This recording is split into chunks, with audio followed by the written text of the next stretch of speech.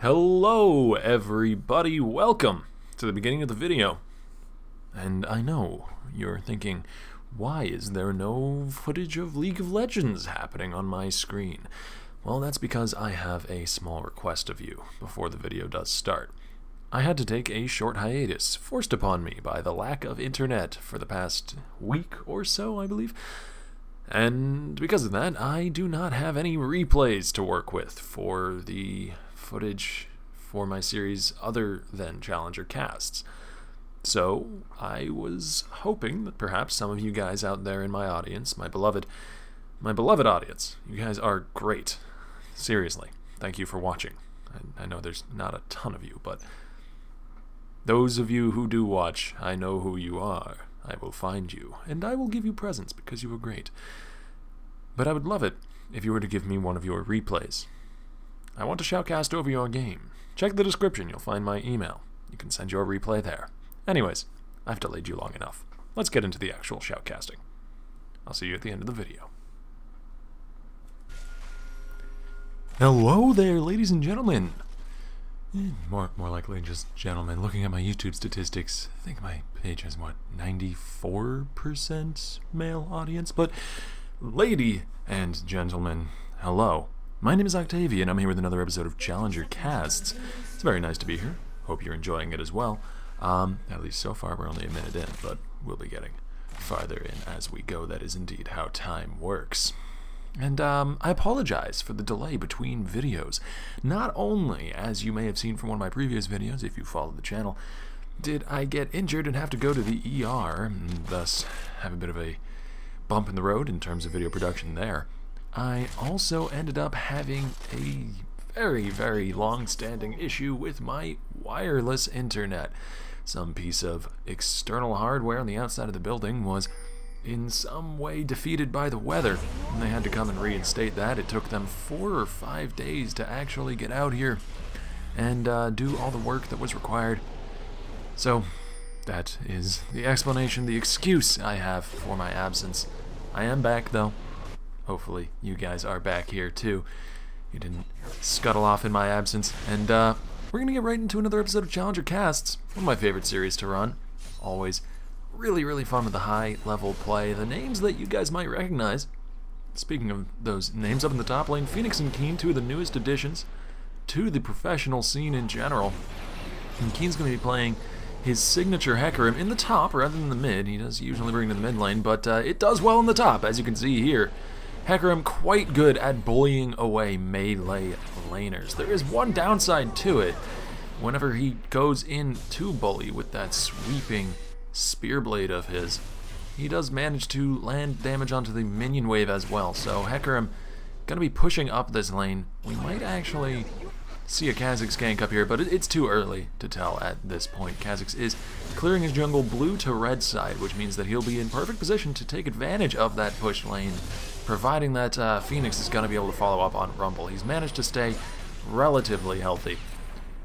But if Keane can harass him down far enough, that lane pressure from one being Hecarim and two having brought Ignite on top of the teleport, doesn't have any flash or escape summons, and that actually might be a problem here, as that gank I was talking about is going to come to bear in the top lane. Keane did hit level 3 here. The Ignite is on Phoenix, but he flashes away, and Keane can't quite close the distance again. First blood goes over to a Zubu Rush as we swap back down to the bottom lane, where another interesting lane matchup is taking place. It's Commando Annie bringing the Victor support, something I haven't seen since his rework. I saw it once or twice before, and it never really was quite up to snuff. And speaking of the bot lane, there's the exhaust heal burned on both sides. Play with Animals doing his best to try and burn down Painless, but Commando Annie has no mana left, flashing forward to block the Q from Impaler, landing onto his AD carry, and he might be in some trouble of his own right now. The knockup lands Painless with an auto attack.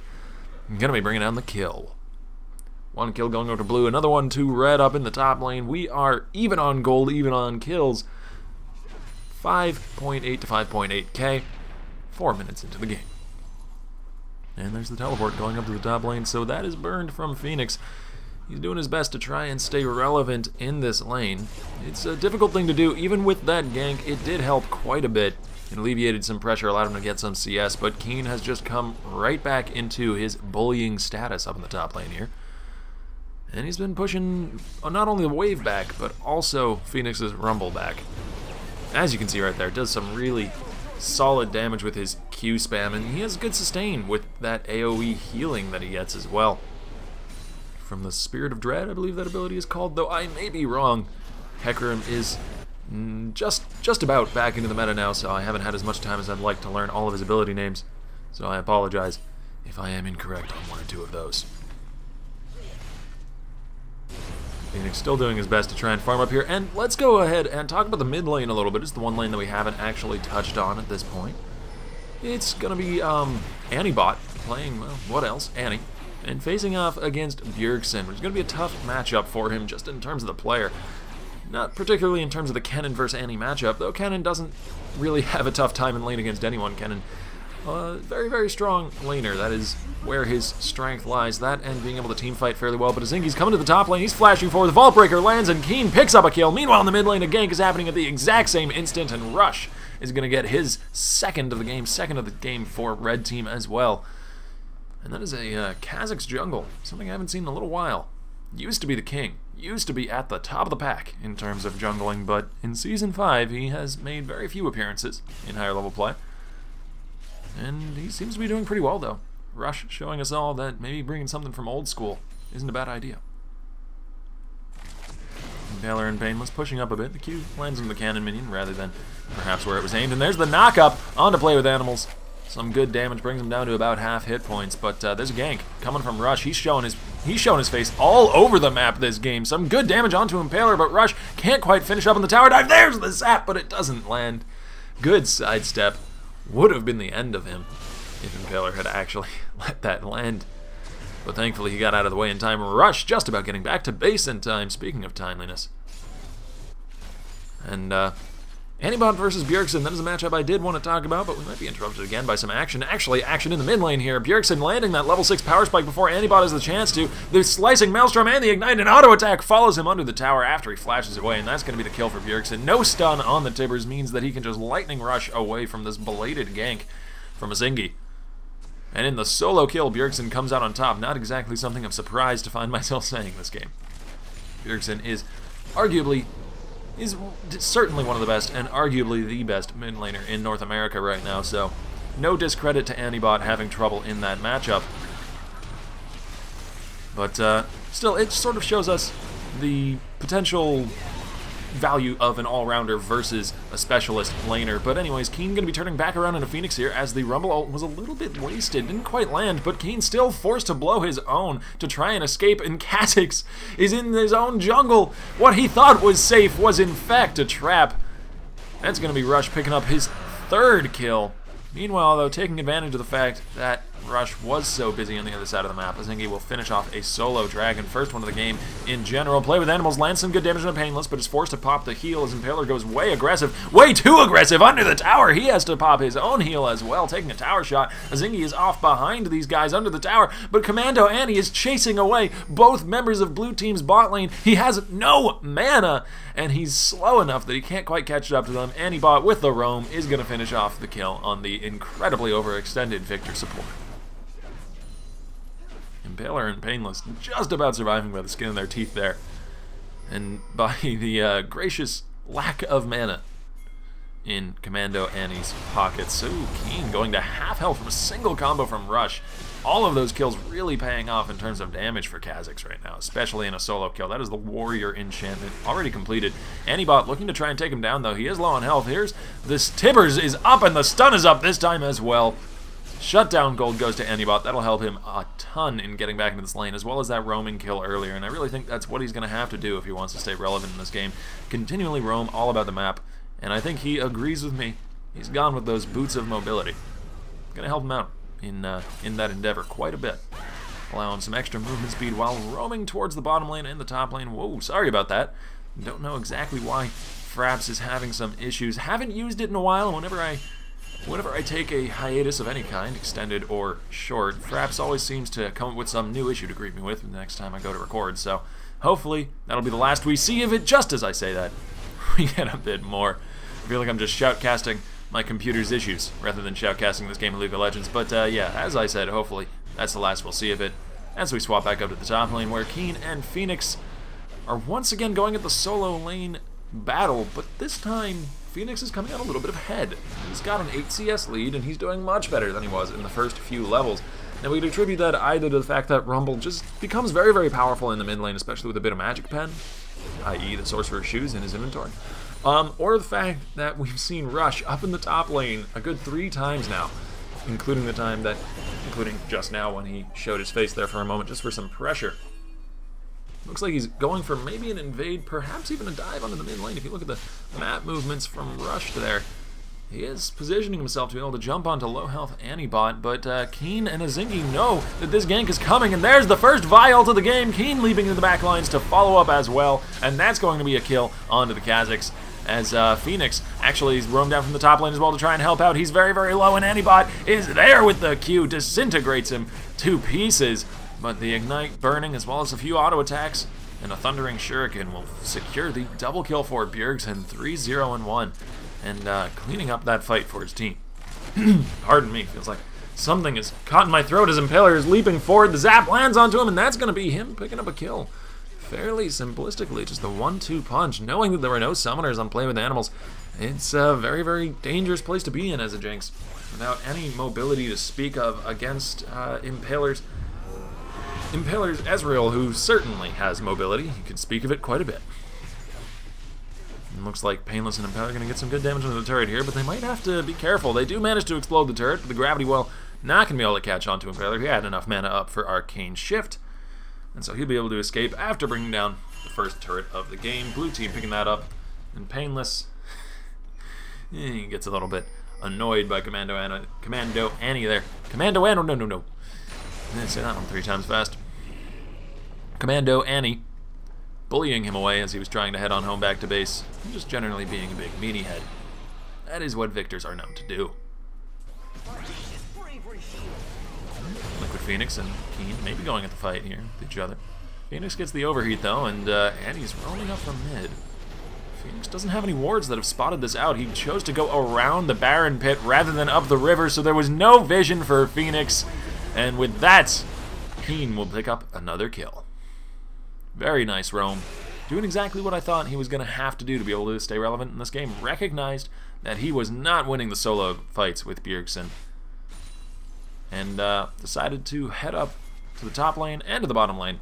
He's made his presence felt all across the map here, and he's managed to pick up a few kills for it. He still has died 3 times. We might actually make it a 4th. Bjergsen flashing under the tower, gets some great damage down. Rush is going to be there for the kill secure, but Azingy is here as well as the teleport from Keane, and that is going to be a Zubu. Rush just about escaping with barely any health left. No, Keane leaps to the back of the fight. My headset fell off right there, and I'm sorry about that. In the excitement, I accidentally knocked my own headset off, but Phoenix now caught between a rock and or Painless rather, caught between a rock and a very hot place with Phoenix's flame spitters going, but the exhaust will keep him alive for a bit longer, and they don't really want to dive between 2 towers here, so Phoenix gonna head back into the jungle with his allies in tow. And overall, that was a 1 for 2 trade, I believe, actually, since only Antibot went down from blue team, and they managed to pick up both of the aggressive divers from red, both Bjergsen and Rush. Dragon's going to be up in about 20 seconds here. Phoenix heading on home back to base, actually, and he doesn't have teleport up. He used it to get down to that fight. So that means if blue team can pick a fight at the Dragon Pit as soon as it spawns, they might be able to take that fight without an equalizer. Well, actually, no, I believe it'll be without an equalizer no matter what, because Phoenix does not have his up right now. Yeah, he used it in that little brawl, so it means that it's not up for the Dragon, which is just live now. Azingy clearing out his blue buff is on the other side of the map from it though, as is Rush, way up in the top lane, so both teams, or rather neither one of the teams, really placing much of a focus on that objective. Rush instead choosing to focus on this top lane. Keane going very, very low. The repeated slows and the huge damage from Rush are going to hold him up a bit longer. One Electro Harpoon doesn't quite land though. He has barely any health left in the minion line. Saves him from a Void Spike. An Electro Harpoon. The Flame Spitter isn't landing. The Electro Harpoons are going to be back up right now, but it doesn't land. It doesn't quite connect. And I think Keane's going to be able to escape. Yeah, he manages to get out with just a few hundred health left as Bjergsen is going aggressive on an Antibot here. There's the stun. That lands. Slicing Maelstrom Ignite. All the damage is there that he needed, and Bjergsen will pick up another solo kill. But Azingy, realizing that Rush is in the top lane, is going to go ahead and solo the dragon once again. Azingy hasn't really had the same map pressure that Rush has been able to put out, in terms of lanes at least, but he's been able to take both dragons for his team so far. And that's actually a fairly big deal. When you have 2 dragons before 15 minutes into the game, that means you can get 5 dragons pretty early on into the game. And here comes Azingy, lands the CC on the Bjergsen, and he is gone in half of an instant. Azubu Rush has no mana to leap away, so he's going to be going down as well. The Jinx ulti from off to the side, not going to be enough to save this fight for Red Team. And Phoenix is just going to feel the wrath of that horsey and get trampled over as he tries to escape. Going to be 2 kills for Azingy, bringing him back into this game a bit. He had a bit of a rough start against Rush, or maybe not a rough start, but he just didn't have quite as impressive a start as Rush did, with the 3 kills and all of that early pressure all across the board. But now he's sort of stayed steady, he's farmed up decently, he's gotten those 2 dragons, as I said, and he's managed to clean up a few kills for himself. And now it looks like he's actually built into a bit of damage of his own. Yeah, there's the warrior enchantment for Vi. That's going to be helpful because Vi breaks armor. So having armor penetration on top of the armor breaking means that people who don't build very much armor are going to die very swiftly.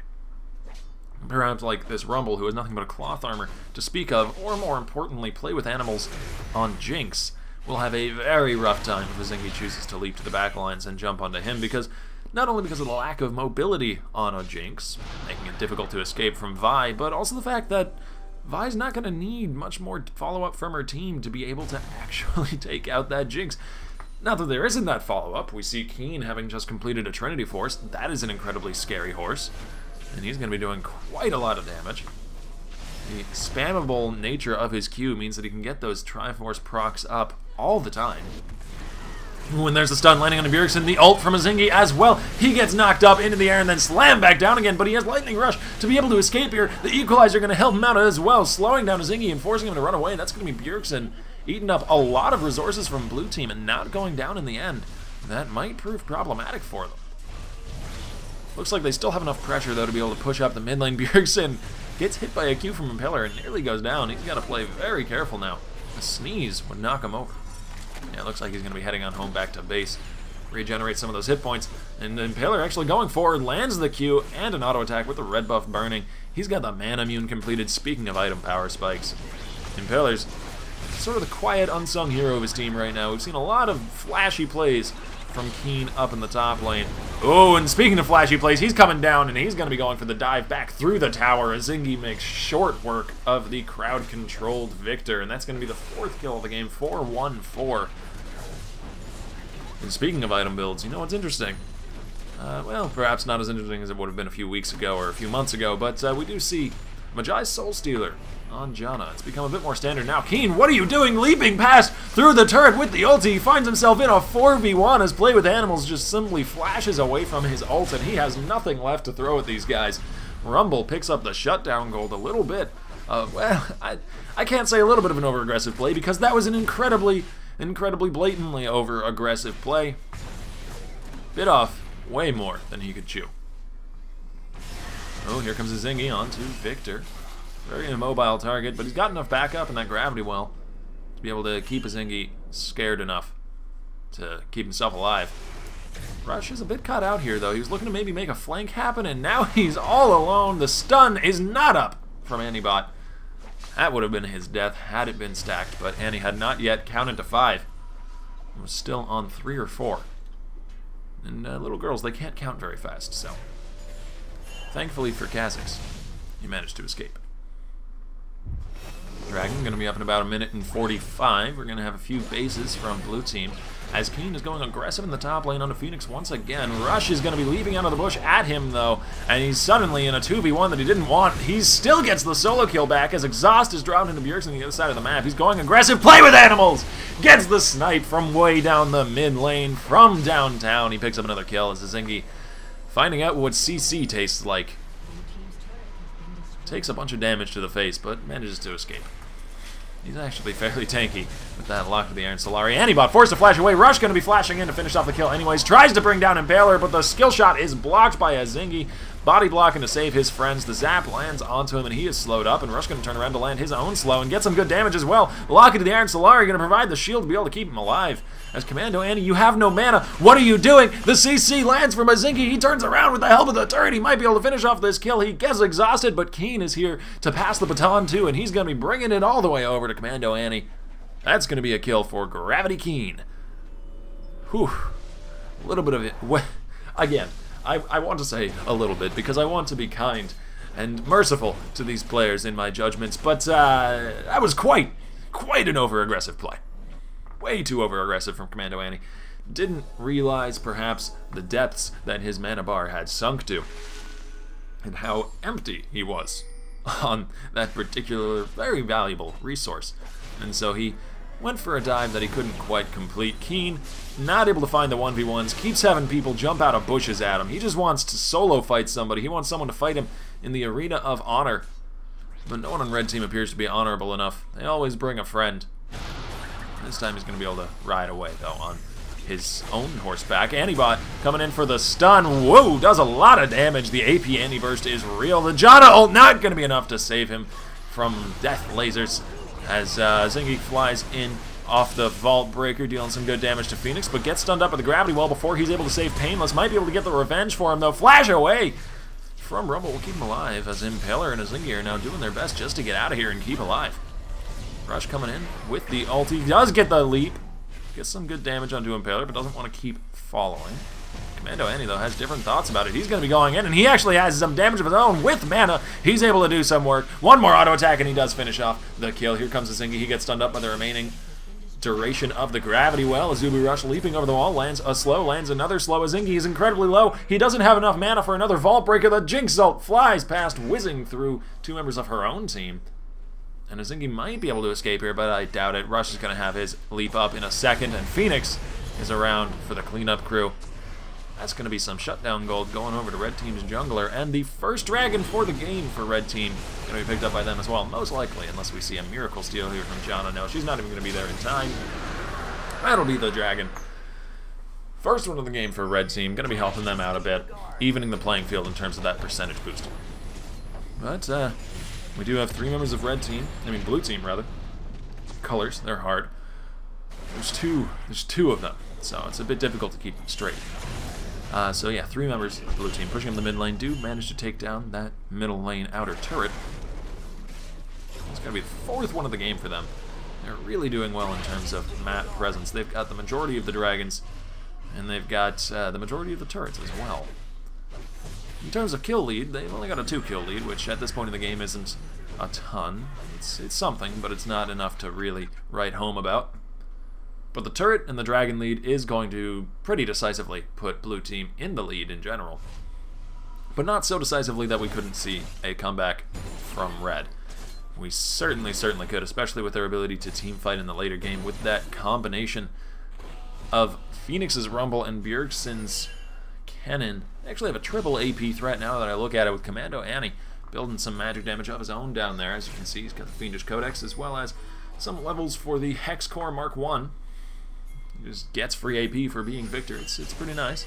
Oh, Painless caught out way to the side of his whole team, but Commando Annie gets bursted down by Antibot. There's the exhaust as Keane is leaving the back lines on to play with animals. The Ignite is burning, and he managed to finish off the kill, but I think he's going to go down to Rush here. There is the isolated damage, the bonus. Going to be picking up that kill easily for himself as Azingy misses the Vault Breaker, and Antibot still escaped with barely any health left. Rush getting leapt on here by Impaler. He actually turns around and through the heal. He has enough damage to take down the kill, get the double kill as well, leaping in with the double buffs burning. And the Hex Drinker keeping him safe. Rush is just going mad this game. He does not want the enemy team to be able to use their armor. Look at all that armor penetration. Look at this. Look at this. This is insane. That's a Last Whisper. That is the passive armor penetration from Ranger's Trailblazer Warrior enchantment. So 10 there. We've got 10 there. And we've got 35% there. That's a lot of armor penetration. And to be honest, there's not a lot of armor on the enemy team. So, I mean, we have some in the Glacial Shroud and the Cloth Armor from Keane. He looks to be building into tankiness now that he's completed a damage item and a half or so with that Hex Drinker on top of the Triforce. But other than that, we just have some magic resistance, and then two people who haven't built any defensive stats at all. So Rush is going to be bursting people down if he can manage to survive. Now that's the kicker, because he is also fairly squishy himself. He does have that magic damage shield from Hex Drinker, but against the physical damage that Keane's going to be putting out, as well as the pretty large amounts of physical damage that Impaler's going to be putting out, having finished that Mura mana off, the transformation is complete. Oh, Bjergsen. He is not long for this world. Overpushed himself in the top lane and very much went down to a 4-man gank, I believe that was, though he died so quickly that the 4th man didn't even have time to show up. Azingy finds Commando Annie out in his own jungle, and nowhere is safe for this red team right now. Azingy will finish off the solo kill with a little bit of help from the tornado from Painless. As Liquid Phoenix is looking to go for the flank, does drop a nice rumble ult, but I don't know if there's enough follow-up from his team. Keane is leaping to the back lines, and he manages to finish off Phoenix, as now he's going to go ahead and escape with his life. Barely any left of it, but he managed to take the kill and get out relatively cleanly. Oh, Impaler, this time going for the 1v1 with Rush, but Rush is the one low on health. And he's forced to flash away. Antibot coming in, lands the stun into play with animals, and that Jinx is dead. Ooh, Impaler actually flashing forward, leaping forward with his E as well, gets the kill. Nearly died. That is the amount of insane damage that Rush can put out in half an instant. He took away half of Impaler's health before Impaler could even kill him at that point. Ooh, Bjergsen flashing in, the burst from an AP cannon is unexpected. He manages to pick up the kill onto Antibot, and there's the leap over the wall from Impaler again. Jumping straight into the face of danger, this guy. He has no cares in the world. And he gets out with less than 100 health, thanks to Keane showing up in a timely manner.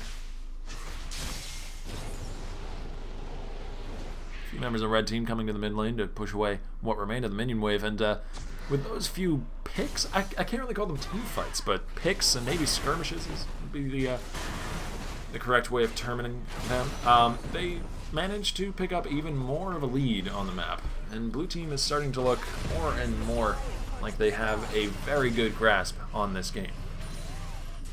Perhaps another few dragons and they'd be able to pull out a victory, but on the other side of the coin, it's always good to try and think about what the other team can do, what the team that's down can do to come back into a game.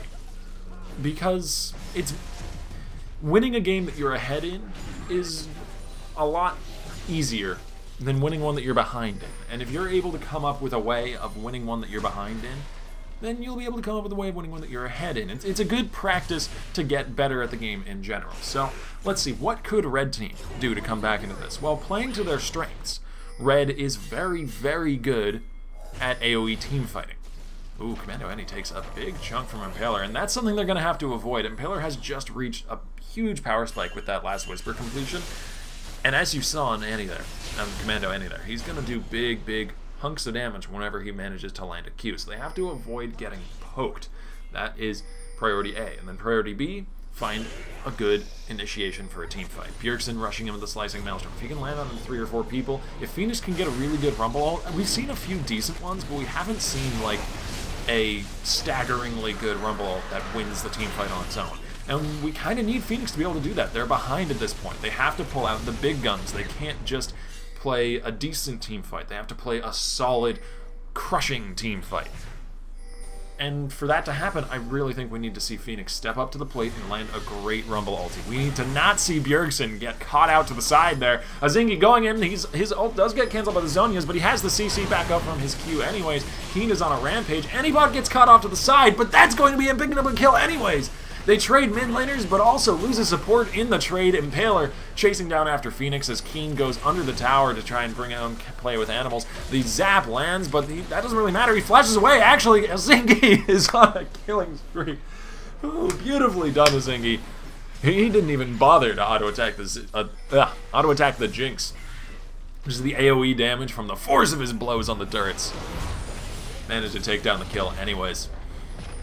And that's going to be the secondary turret in the mid lane falling. And I said they needed to avoid getting poked, and obviously they do. But I don't think they lost because of that this time. They lost because Bjergsen actually was caught out of position off the side rush. Speaking of getting caught out of position, forced to leap away here, might be able to escape as they misjudge where he's going to run. Toss the tornado around the corner rather than straight ahead, and so he manages to escape. And still, he loses a lot of his health and he's forced to go back to base, and this might actually be a Baron for blue team. The enemy jungle is not dead, but out of the picture for a little while at least. He's just now leaving the base. So maybe they could have rushed down a Baron, but it's very risky against red team because, as I've said once or twice, they do have a triple AP threat. And with that sort of AoE magic damage, you don't want to fight around a Baron pit if you can avoid it, because Baron makes you weaker to magic. Antibot might be in some trouble here. Oh, he... Boots of mobility paying off once again. He managed to juke around Bjergsen and he got away. Beautifully done by Antibot there. It's the little things that you can appreciate now and again. There wasn't any explosive action, but Antibot saw what was coming and he maneuvered correctly to avoid it. Very well done. He would have been in a lot of trouble had he been stunned up by Bjergsen. There was enough backup that they could have killed him before Azingy showed up. Commando Annie checking the Baron pit there. Nobody's in it, so he's safe for now, but Baron is an objective that they're going to have to keep on their minds moving forwards. Yes, explosive face melter rumble. That skin is so silly in so many ways. And yeah, it seems to be the only rumble skin that I ever see at high level play. I suppose it is, at the very least, very, what's the word I'm looking for? Varied. Different than default rumble.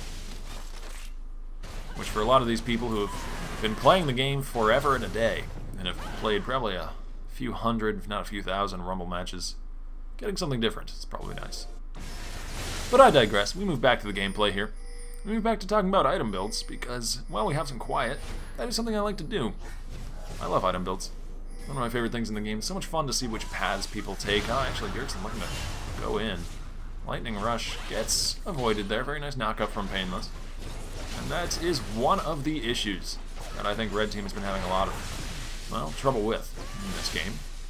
Painless is playing a very well played Janna and has been able to disengage a lot of the team fights that they've looked for. I mean, that would have been good for them if they'd been able to pick up that fight, because Impaler was at the forefront of the team, and if they'd been able to burst him down instantly, with Bjergsen's huge damage right now, Bjergsen is still very strong, then they would have maybe been able to win that fight.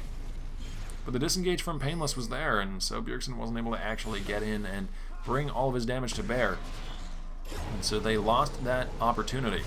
And because of Painless, they've lost quite a few opportunities.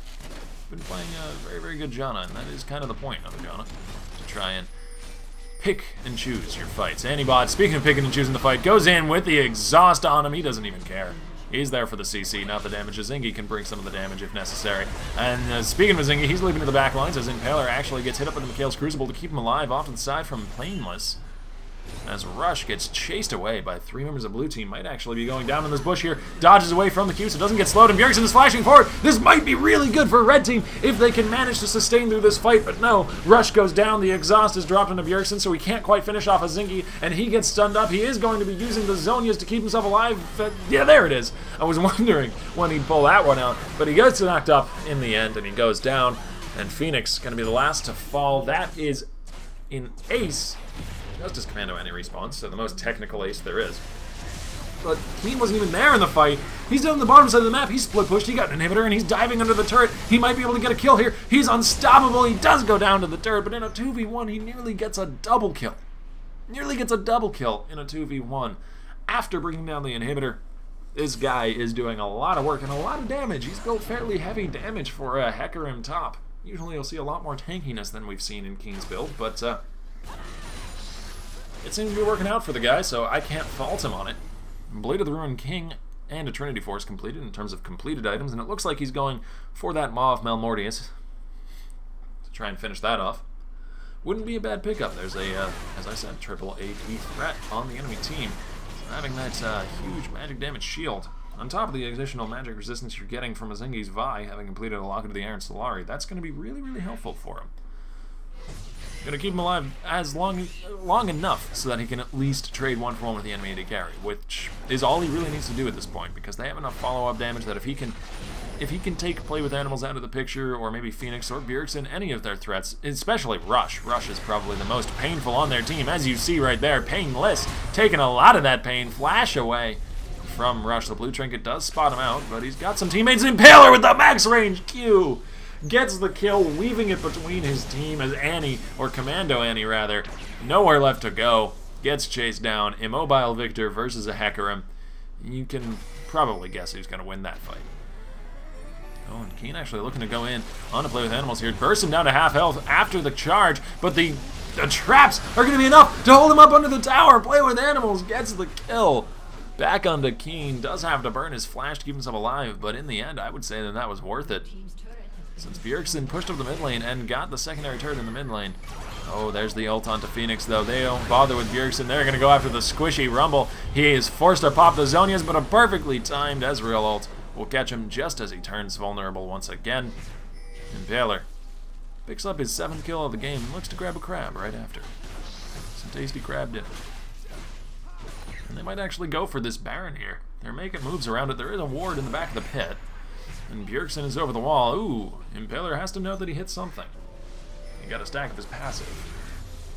Yeah. Ezreal's passive, whenever he lands one of his abilities onto a target, it stacks up by 1 stack. Maximum stacks 5 and gives him bonus attack speed per each stack. So if you land one of your abilities onto an enemy of Fog of War, you can just check down onto your Ezreal passive and see whether or not you have a stack.